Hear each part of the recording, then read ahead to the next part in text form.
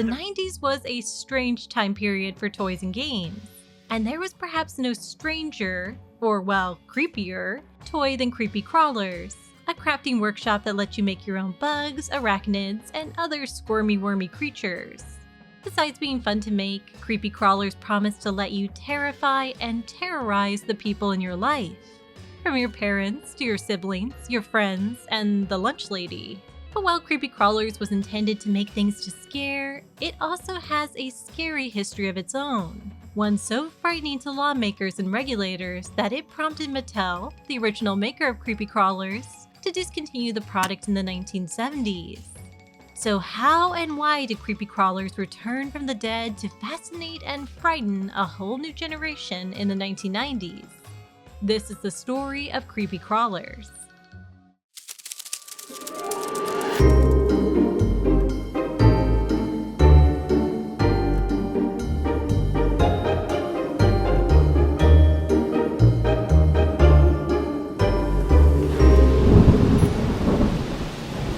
Got somebody you want to scare?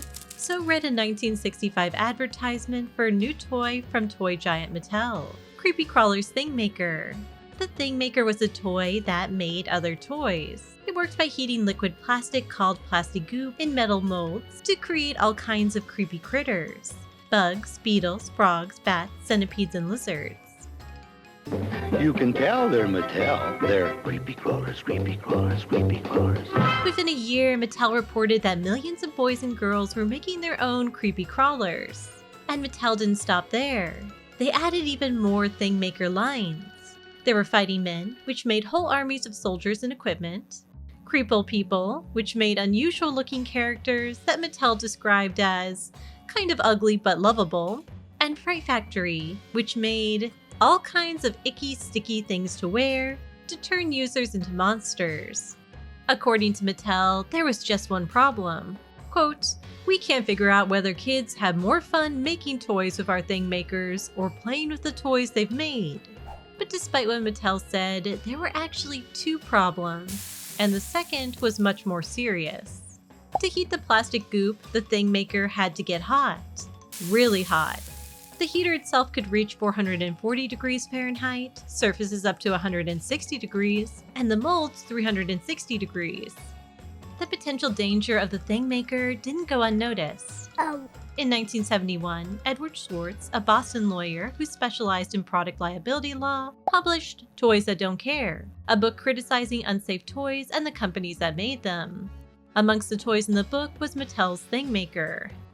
The Thingmaker is sold without any recommendation as to safe ages at which to use the technical equipment, although the November 1968 issue of Toys and Novelty did give an indication that it was for children 5 through 8. The unit includes a heating plate that reaches temperatures of 440 degrees Fahrenheit and requires electrical current. The units and instructions say, "Caution, contact with heater plate may cause burns." But what 5-year-old is going to read it? Jerry Jorgensen, a marketing representative for Mattel, told members of the media, "Sure, you can burn your hand on the Thingmaker. My little girl has burned herself several times, never seriously." Furthermore, Mattel was reluctant to put an age minimum on its Thingmaker, believing it was the parents' responsibility to determine if their child was old enough to play with a toy. While Mattel didn't seem particularly concerned about the possibility of burned fingers, the US government was. In 1972, President Richard Nixon signed the Consumer Product Safety Act, whose commission issued safety regulations for electrically operated toys. These regulations set limits on how hot toy products could get, and forbid companies from recommending toys with heating elements for children under 8 years old. In response to these regulations, Mattel opted to discontinue the Thingmaker. In 1978, Mattel actually reintroduced Creepy Crawlers with a, quote, revised, safety-tested Thingmaker 2. But it didn't take off. By 1983, Mattel had sold the last of its goop refills and had no plans to make any more. That wasn't the end of Creepy Crawlers, but it would take a whole nother toy company to bring Creepy Crawlers back from the dead, and it would come back in a big way. We'll be right back. Enjoying this video? Please consider giving it a like, a comment, or subscribing to my channel below. Thank you, and now back to the video. Mattel had fully given up on Creepy Crawlers, but not everyone else had, including a new toy company called Toymax. Toymax was the brainchild of Steven Lebensfield, who had grown up working in his father's toy business before making his way in the toy industry, including co-founding a company called Toy Biz. Almost immediately after its creation, Toy Biz got its big break. It got the exclusive licenses to make action figures from Marvel and DC Comics, including Batman, Spider-Man, and Superman. As Lebensfield recalled, "We were instantly the largest action figure company in the market. It was unbelievable." Not so fast, dude. Take 'em, surfer. Marvel superheroes are each sold separately from Toy Biz. Toy Biz's success attracted a group of investors that included Ron Perlman, who, at the time, owned Marvel Comics. The investors bought Toy Biz, and Steven Lebensfield moved on, founding a new toy company with David Chu, Harvey Goldberg, and Kenneth Price. They called their new company Toymax, and Lebensfield brought some friends along with him. Steven Lebensfield had worked with creative and marketing head Matt Nuccio at a company called HG Toys. When HG Toys was bought out by another company, Mark decided to partner with his wife, Linda, to create their own business, Design Edge. When Lebensfield was looking for an art department for Toymax, he turned to Mark and Linda Nuccio at Design Edge. While Design Edge was a small company, they did at least have one employee from the very beginning. I was drafted from day one, so I'm in middle school and during high school at the time. So had no choice but had to work there, but worst jobs than being forced to design toys as a kid.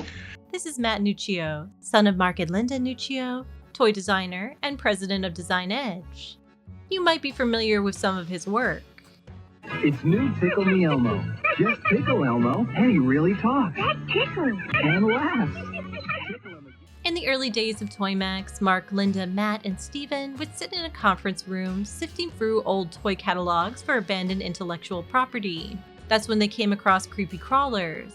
After Mattel stopped making Creepy Crawlers, it let the trademark lapse, making it fair game for Toymax.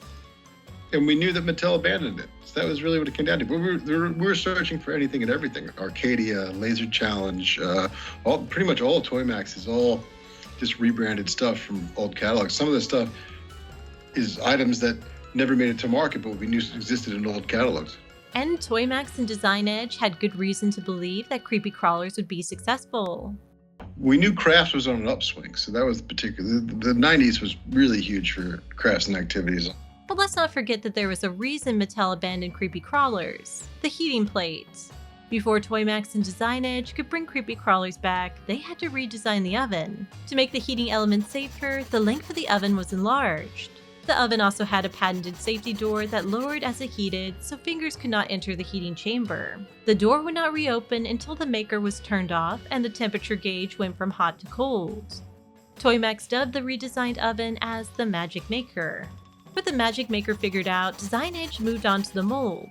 The responsibility of drawing the designs for the Creepy Crawlers fell to Matt Nuccio, with the help of some real Creepy Crawlers from Steven Lebensfield. And those are all, my father's drawings.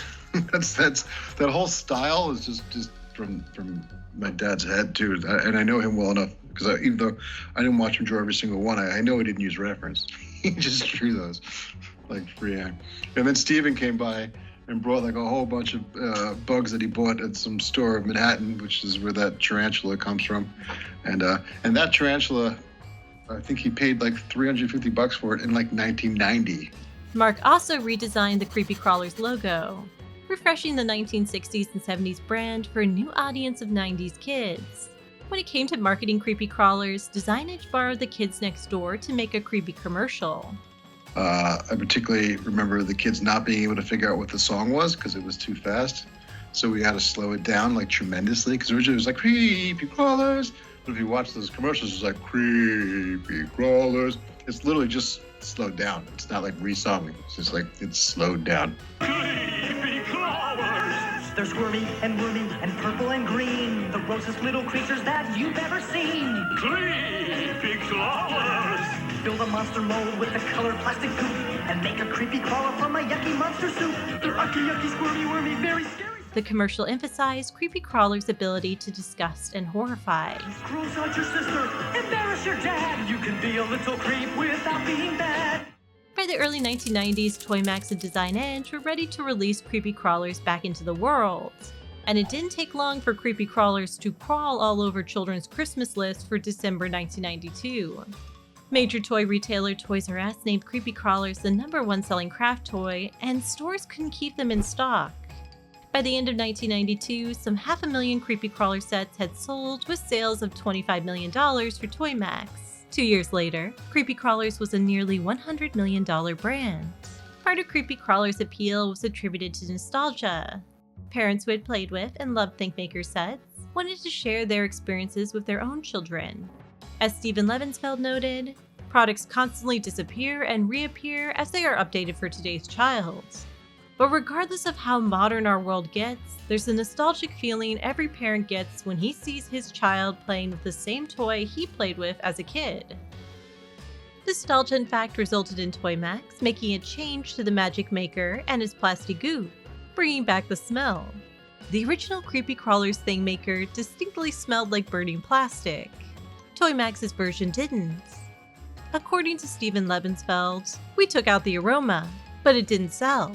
So we put it back. Now it smells the way it used to, and it's selling again. The success of revitalized Creepy Crawlers led to numerous additions to the line, like dinosaurs, monsters, the Addams Family, Bugs Life, and a Dolly Maker. There were also licenses for other companies to use the Creepy Crawler brand. But it also became out-licensed. So we started doing all sorts of Creepy Crawler stuff that wasn't even from Toymax. We were out-licensing it to other companies, like Creepy Crawler playsets and sprinklers, and like it became a whole brand. And then we shopped it around. Then they were shopping around for TV shows. That's right. Creepy Crawlers had its own, albeit short-lived, TV show. The show was made by Saban Entertainment and featured a magical magic maker, which created human-bug hybrids. Goop came pouring out, and then they appeared, and they each got different powers, though they're all kind of weird. But even as Toymax expanded into new molds, kits, and toys, classics like bugs, spiders, centipedes, and scorpions remained the most popular Creepy Crawlers. Matt Nuccio's personal favorites were the centipedes. The centipede I always thought was like a lot of fun, and it really, I think it was the creepy. To me, it just signifies Creepy Crawlers the most because it was long and and it was already sort of snaking, so it had that wobbly sort of look to it, and it looked really cool when you did a whole bunch of different colors. By bringing old favorites back to life, Toymax was a pioneer. As Matt Nuccio noted, and it became a trend to just find old IP and bring it back. But Toymax was definitely the first to really do that. But despite big hits like Creepy Crawlers and Laser Challenge, a version of Tag but with lasers, Toymax found itself struggling in the late 1990s. The business for toys became increasingly competitive and volatile. And while Toymax tried to protect itself by diversifying its business into candy, kites, and pool toys like Fun Noodle, the company was swallowed up by Jakks Pacific in a merger that reportedly made Jakks the third largest toy company in the US. Today, Jakks Pacific continues to hold the trademark for Creepy Crawlers and has recently offered a Creepy Crawlers branded alien bug maker, though it bears little resemblance to the bug-making ovens of the 1960s or 1990s. So with some 90s kids now being parents of their own, will we see a return of the Creepy Crawler bug maker oven? Or in a world of 3D printers, is the magic of the Thingmaker or Magic Maker lost to history? Let me know what you think in the comments below. Thank you so much for watching. If you like this video, please consider giving it a like and subscribing to my channel below. Thank you again, and I'll see you next time.